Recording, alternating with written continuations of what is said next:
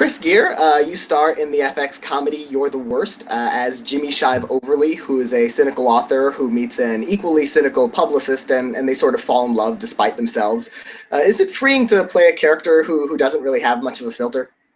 Oh, it is so freeing. It's liberating from my point of view. I mean, compared to other roles that I've had before, it's completely different. But I think uh, as a human being, I keep all my feelings to myself. I kind of think what I'd like to say to people, but I never actually say it. So to actually voice these opinions is exceptional. But I would never speak to anyone in real life the way that Jimmy especially speaks to Edgar, but speaks to anyone. So it's wonderful. It's just very freeing. Yeah. Yeah, playing a character like this who doesn't really keep anything to himself. It seems like these are, he and his love interest Gretchen, played by Aya Cash, are sort of, the rudest and most outspoken characters. But when you get to meet the other characters who seem maybe more polite on the surface, they're actually maybe even darker. So, is there maybe something to be said for people who just say what they think, or do you think in real life normal humans need a bit of filter? I think everyone's got a bit of nasty in them. Whether they choose to reveal it is a different thing. I mean, it was so funny reading the first couple of scripts. I was thinking, oh, this is a show called You're the Worst. It's about this couple, and I was reading. I was like, oh wow, they're terrible human beings. But as the series went on, and we got to the end of series one, I was like, I'd probably put myself fifth worst. The people that had the solid life set up, as it were, like Becca and Vernon, for example, they're married. Becca's pregnant at the end of the thing. I mean, on paper they should be super happy, but revealing the flaws of all these characters at certain times was just, and the dynamics between each couple or each group was just how it's evolved is so interesting. It's so fun. I love the acerbic language. I mean, Stephen's way of setting up an argument or a confrontation is just, it's so unique, and it's brilliant to play. The main characters, or all the characters, really get pretty dark at times. Are you ever conscious as an actor of trying to maintain that edge in the characters while also not, wanting to alienate the audience? Yeah, I think what I really, or not struggle with, but we're constantly reminding ourselves of is the kind of the softening of these characters, because each episode is so brilliantly crafted. So at the beginning, you see them voicing their opinions on how much they hate something, and then they're kind of resolving those issues through the episode, but without softening too much. I mean, from the outset, all of us have said that we're not necessarily going for likable characters. It's more kind of believable characters. So, I personally, I always come into a scene and I think, oh, this would be a great opportunity for Jimmy to, show a kind of vulnerable side. And, I'd have a chat with Stephen. He just says, no, don't do that. Don't do that, because that's something that we need to address later on down the line. This is a story of them trying to battle against those feelings that have been drilled into us in the genre before. I'm such a huge fan of romantic comedies. I have been for years, and I think in turn the formula of a romantic comedy, a film especially, has been drilled into me. So I kind of look at each chapter and go, this is the bit where where he recognizes his faults and mends his ways. And how Stephen is so exceptional, and FX have been so supportive in helping us do something completely opposite, do something fresh, something interesting. And it will take these people a long time to really admit to themselves, and especially to each other, that they're growing up, that they're falling in love, even though they hate the whole idea of it. And being a fan of romantic comedies, does that require a lot of recalibration of your expectations when you go into any given episode or any given script or scene? Um, I mean, the episodes. I mean, this series especially that we're working on at the moment. I mean, we've had a couple of weeks of kind of slowly getting back into it, but with I think the confidence has grown this year because of the familiarity of all the cast, and we've got a lot of the same crew back, and yeah, there's just such a I think it's actually credit to the schedulers as well, because we'll have a day of you know Jimmy being his usual ranty self, and Gretchen being the bitch publicist that she is and everything, and then the following day we've got, say, the end of the episode scenes where we do soften slightly and that, but yeah, I have an idea as I learn my lines to what I'd like to do. I meet up with Desi or Aya or Kether, and we discuss things, and then we go in, and then we forget it, and then we just see what happens in that space. And having Stephen there every single day, and the wonderful directors that we worked with on the last block, and Alex Hardcastle, who's doing the first block of the new series, all of us together try and work it out, and that's just is super fun. And more often than not, we end up with something that's completely different to our idea in the first place. Has there ever been a point during either the first season or the current season that you're shooting, where you've read something, in a script or a scene that surprised you and pushed the envelope maybe farther than you were expecting with your character? Um, yeah, all the time. All the time. I read stuff and I'm like, oh my, are we really doing that? Are we really saying that? But I just, I read it, have that thought, then dismiss it, then try and deliver it with relish, and that makes it kind of that makes it super fun to play. I think we had you know, of course, I would naturally go back to the sex scenes at the beginning of the pilot. It was very edgy for both of us as actors. It was a risk take for Stephen and for the network, and for Jordan, who was directing.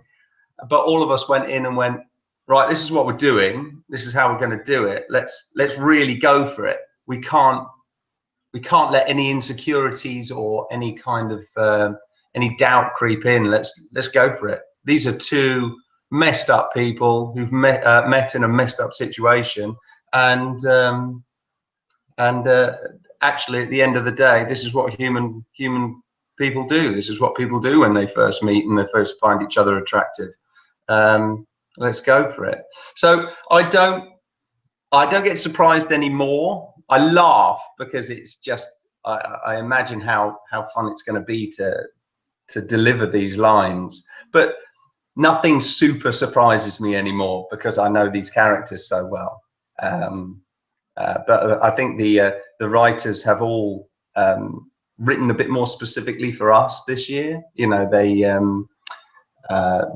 looked at what works last year and what didn't work, I suppose. And yeah, they've written stuff that they think that we could deliver in a fun way. And that sex scene that you mentioned, between Jimmy and Gretchen, that happens within the first few minutes of the pilot. Were they within one of the first scenes that you actually even filmed for the show? I think I'd known Aya about 48 hours before we did that, which Which is is weird. long as the I'll characters tell you what, know each it'd other. be really weird doing it now because I consider her one of my best friends, and yeah, that would be really odd. And we know each other's husbands and wives, and that would be a bit strange. But I think at the time, both of us were like just so excited to be a part of this project and get it right. Um, yeah, and I've said this a million times before, and so many actors have, but sex scenes are not sexy. They're very technical, and they are, you've got a whole bunch of people all hanging around, and you have to dismiss all that insecurity and crack on. You mentioned that you got to know Aya for about 48 hours. Was there any preparation, rehearsal, auditioning that allowed you to develop that rapport before diving into the deep end like that? No, not really. Which I think was a blessing. If we'd had loads of time to think about it and discuss it with each other, maybe we would have come up with ideas that later inevitably wouldn't have worked. We had to fully trust Stephen, and that from that day onwards, I just completely trust him anyway. I think it's every time you ever finish a scene as an actor, you have a feeling that was I all right? I think hopefully most actors will have that feeling. Otherwise, they're arrogant. I don't really get it. But I always finish a scene and I'm like, on British jobs, for example, I'm like, I really hope that they got what they wanted there from that scene. With this job, having Stephen there and the cast and the crew that I'm working with, we will not move on until we get it. So that's so refreshing, and of course time permitting and everything, but all of us are always so super prepared with our lines, and we know the environments that we're usually shooting in, Jimmy's house and so forth. We keep working on it until we get it right, and when Stephen says he's happy, I'm happy, because he wouldn't move on otherwise. One of the other more important relationships for your character on the show is with his roommate Edgar, who's an Iraq War veteran with post-traumatic stress. Now, on one hand, Jimmy treats him, maybe a little dismissively and irreverently, but at the same time, he lets him, live in his house. So there's a sense that he cares in that way. Would you say that friendship is a redeeming quality for him, or is that more of his dark side, the way he treats that character sometimes? I'd like to think that it was a redeeming quality, that somewhere deep down, he really cares for this guy, and he does. I think there was the odd moment in last season where Jimmy shows that, but in truth, it has to be through entirely selfish reasons why he has him there. He wants someone to cook for him. He wants someone to clean his house, and he wants company. He wants someone to rant at when other people are not there. So it is purely selfish. But Edgar's such a fantastic character. It's total antithesis of Jimmy. That their dynamic as a household, I have no idea why he would want to live with Jimmy. Mostly probably because he hasn't got any money, so he has to live there. But their relationship gets stronger the following year, and you just accept that these two people who in real life shouldn't really be pals. You'd hope that Edgar would say, "Do you know what? I've had enough. You're an idiot. I don't want to live with you anymore." But for some reason, they're very fond of each other. So and Desi and I love working on that kind of stuff, because we have a lot of comedy scenes together, a lot of funny scenes together, and we love rehearsing them. But it's the moments where Jimmy actually really respects his opinion. So Jimmy's the one who Edgar's the one who kind of changes Jimmy's kind of thought process about a few things, especially when it comes to their relationship, his relationship with Gretchen. The show this past week was nominated for a Critics' Choice Award for Best Comedy. Was there any time for any celebration on set? Did you mark the occasion? We were so excited, so grateful. I think any recognition for all the hard work that he put in is wonderful. I think we were just underdogs from the beginning. There's four actors who are relatively, and me especially, completely unknown, coming to America, doing this show. None of us knew each other, and we we just worked and worked so hard. So to get the recognition for that was fantastic. I remember going into the makeup trailer the other day, when on the day that we found out, and everyone was just so humble and excited. There was no expectation that that was going to happen. So for that to happen has really made our day, and it would never, that kind of thing would never make us complacent. It would only encourage us to continually improve and deliver on what the fans and the critics have loved so much about the series. So yeah, we feel very grateful.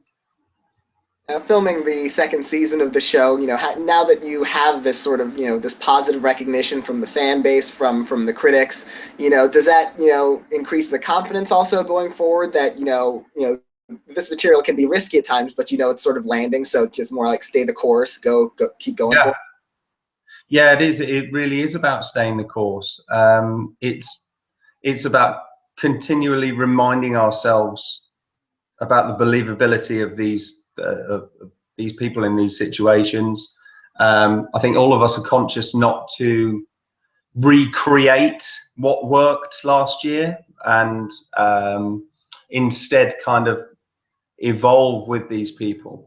As I said earlier, the confidence between the four of us is noticeably better for me, because we're all friends, we all know each other, we've all seen the series, we've all read the reviews, and we've taken it on. We've been very humbled by it, and now as soon as we get on set, we're back to telling this story again. So I mean, I don't know how Stephen's done it actually, but I think season 2 is better than season 1. It's excellent, and we go down several paths that other shows would never dare to go down, and that's what makes us unique, hopefully. I don't know. I've got this phrase that my mum always said this, which was, in terms of the show being on FXX and the fact that 4 of us are unknown, and this is just the second season. Will it be successful? Will people watch it? Will people like it? I just think that a good song is a good song. That's what she says. And no matter how heavy the exposure initially, if the story is good, if the characters are good, then people will tune in. So hopefully the fan base will grow, the critics will still enjoy what we're doing, and we can make it for at least the next 10 years. That's what I'm hoping. Yeah, it'll be interesting to see, how Jimmy and Gretchen would treat those different, potential milestones like marriage and children and all those sorts of things. Would they just completely warp their children, do you think? Yeah, we've actually Ira and I have discussed this before. We said if we ever had a kid, it'd probably be a whole episode about one of them thought the other one was looking after the kid, and they just lost it. So they're just trying to find the child throughout the episode. I don't think they'd be bad parents. Yeah, no, I have to correct myself on that. They'd be terrible parents. But marriage, I can't see that happening, really. I think the next milestone would be the admission of their feelings for each other. And I've yet to see any future episodes, but I can already tell that Stephen will handle that in a sensitive, genuine, and interesting way. So I can't wait to find out. I personally don't. I don't really want to know what's going on any further than what I'm working on at the moment.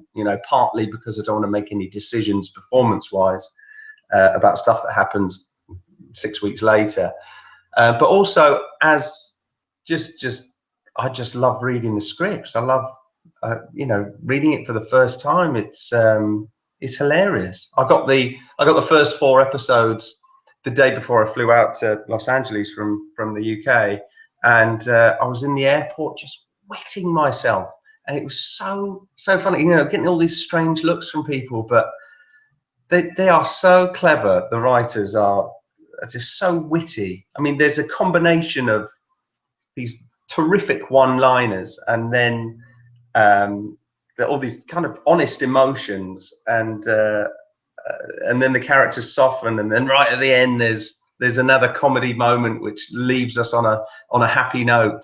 You know, the tone is there now, so we've our job's just to maintain that and improve on it. Well, I want to congratulate you again on the show, the success of the first season, the Critics' Choice nomination, and best of luck going into season 2. Well, thank you so much, and thank you for your support as well. I mean, we really appreciate it, and we will attempt to bring you an awesome season 2. Thank you.